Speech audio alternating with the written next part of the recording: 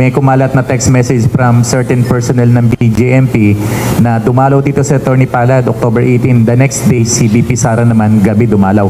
Nagtungo umano sa Bureau of Jail Management and Penology o BJMP Annex 2 sa Bikutan, Taguig City si Vice President Sara Duterte upang bisitahin at makipag-usap kay Ramil Madriaga. Ayon ito sa kanyang abogado na si Attorney Raymond Palad. Sa handwritten letter na ibinigay ni Madriaga, sinabi nitong 2 beses nagpunta si Vice President Duterte doon, habang ang ibang pagkakataon naman ay staff na ng bise.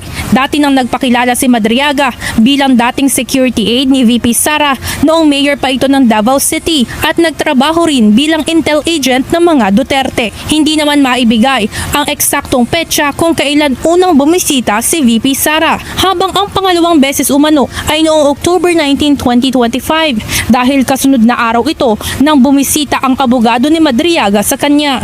Kasi nung tinatanong ko si Caramil, bakit hindi mo matandaan yung mga dates? Attorney, wala akong kalendaryo sa BJMP. Hindi ko alam ang dahilan kung bakit walang kalendaryo dito sa kulungan. Ayon kay Attorney Palad, pakay umano sa unang beses na pagbisita ni VP Sara ay tulungan si Madriaga sa mga problema nito sa kasong kidnapping. Ngunit pinagdududahan umano ni Madriaga ang alok na tulong na ito ng pangalawang pangulo. Kaya naman sa pangalawang beses na dumalaw ito, hindi na niya ito personal na kinausap. So, nung nag-attempt ng second visit, hindi na siya bumaba. Ang sumunod na visit noon, yung mga staff na ni BP na magagawa daw ng isang parang tulong sa mga anak ng mga detainee, doon na nagduda si Caramil na ang daming jail dito sa Bikutan, annexes 1 to 5. Bakit 2 lang? Anong special sa 2? So, hindi niya binigay daw yung address, pangalan ng mga anak niya.